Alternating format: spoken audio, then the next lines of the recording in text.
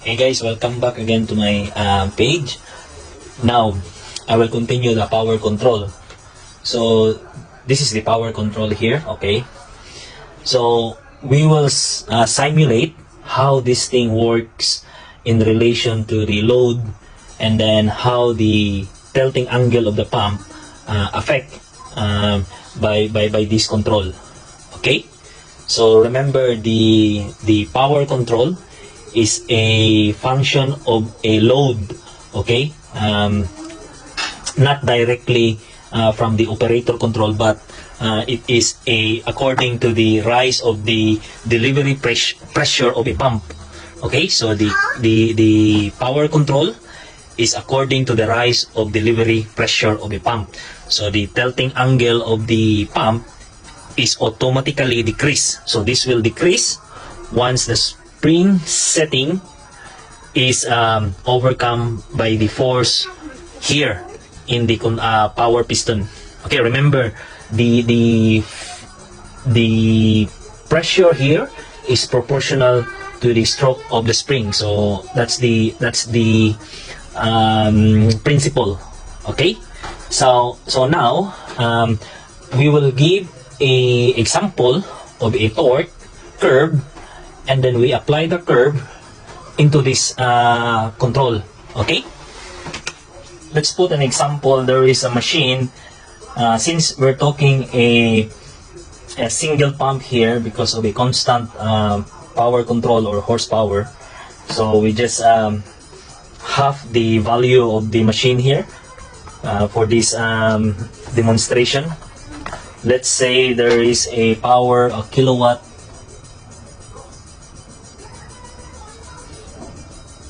There's a 62.5, and then there's a input torque. So let's put M for torque.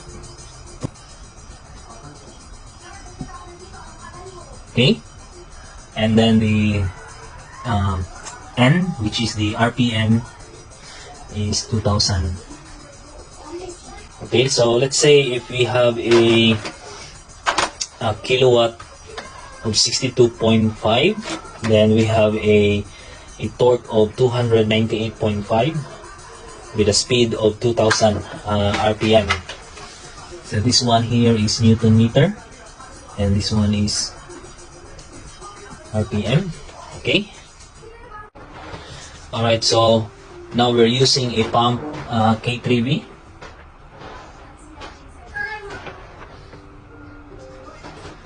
K3V 112.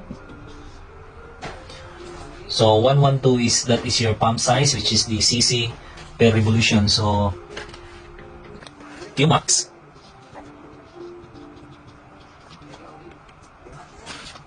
so let's say 100% efficiency for this presentation. Okay, so times RPM over 1000 to make it liters per minute. Okay, so the Qmax now, so you have 112 times 2000 over 1000. Okay, since 2000, so less of you times that to 2, that will 224, so cancel zeros. Okay, so times 2, 224. So the unit is liters per minute. So this is now your Qmax. According to that, let's see how much maximum pressure can handle this pump, or this based on this flow. So kilowatt bar times liters per minute over 600.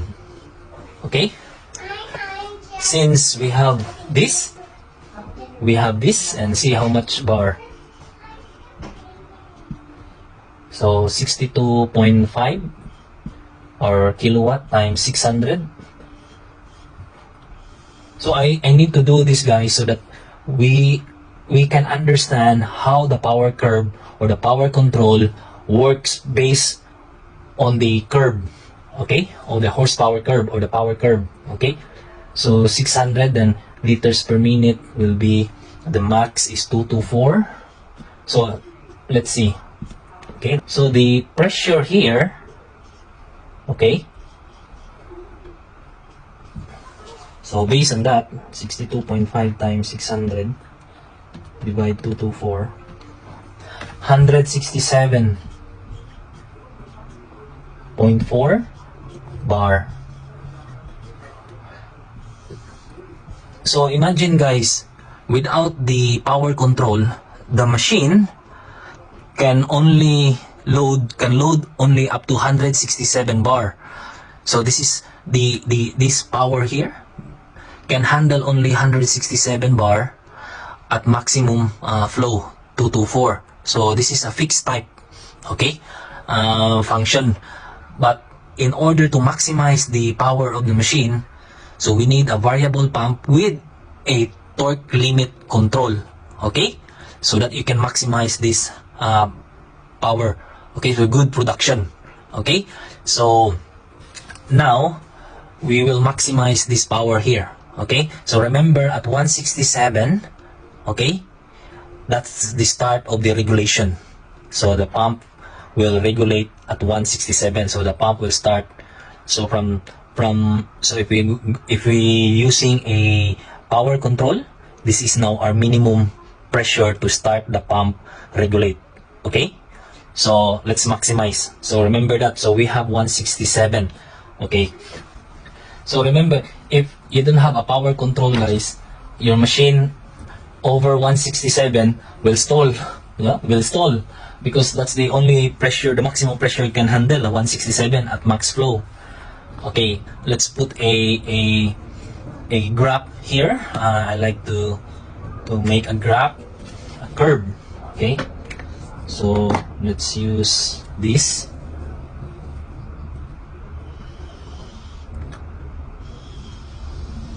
Okay, so this will be your pressure. This is here is your Q, which is your liters per minute. This is now your bar. Okay. Okay, so we do like that. So let's say we run the machine 300 bar. So 300 bar. Okay. So let's say 300 bar. Okay. This one here is 167.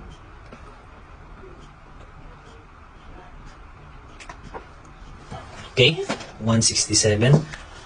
Then we need to get this one. Let's say that one there is because this is the inner spring, and then this one inner outer spring. So we want to make that so 250. We make 250. Okay, so that we have a good curve there. Okay, so the best thing to set the curve guys, or the power curve, is the middle. So this will be your set point 1, set point 1. So remember the power curve or power control, there's a 2 adjustment. Okay, I'll just show you the housing. Okay, this is on the regulator. This is your flow control, and this big nut here, the 24 mil, is your set point 1. Okay, on your power curve. This second nut is your set point 2. Okay, so you adjust the set point 1 first before the set point 2. Set point 2 is this one. Let's put this set point 2.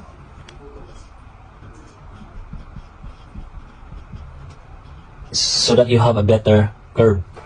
Okay, and then it will match to your true horsepower curve. Okay, now we don't know that yet, so but we have a pressure here already, so we can we do a, so this one 167, so 250 less 167 divide 2 and then plus 167, that this is 208.5. So this one here is 208.5, 208.5 based on here from 167 to 250. So I just put on the center. On here, on the set point 2, that is our pressure, guys. We don't know the flow yet, so we need to compute that. So 300 less 250 equals divide 2 plus 250. Okay. So 275. So this one here is 275 bar. So these are pressures, and then this flow, the y-axis. Now let's get the set point 1. Let's get the value of this point. So we know that this one here is 224 liters per minute. Okay. Now we get the set point 1, which is the 208. Now remember the, back to the, let's see here, I will put here the formula, guys, okay? Alright, since liters per minute, so kilowatt times 600 over bar. So the Q now, so let's say you have the kilowatt of 62.5, so that the machine will not stall. So you have a 62.5 times 600 divide this one 208.5. So the flow will be 179.85. Okay, so you have a liters per minute here, unit. So all you need to do is to put the value and then the liters per minute. So at 208.5 bar, the flow will be 179. See guys how the flow drop? So meaning the tilting angle of the pump is going to minimum, going to the right side, 0.85. This is how you set your power curve, guys, if you're doing testing. So liters per minute. So you set point 1 and then set point 2. So here at 250 bar, let's see how much is that flow. 62.5 times 600 divide the bar, 250. So 150, guys, 150 liters per minute. Okay. So hope that you see that one. Just okay. Now set point 2, 275 bar. So very easy. You just use this 62.5 and then times 600 divide 275 bar, 136.36 liters per minute. So you can set 136 liters per minute plus and minus 1 liter. So if you're doing testing at 300 bar, how much flow now? So this is good. This is, see how good if there is a power control on your pump. So 300 bar. So let's say 62.5 times 600 divide 300. So 125. So your pump 125 liters per minute at 300.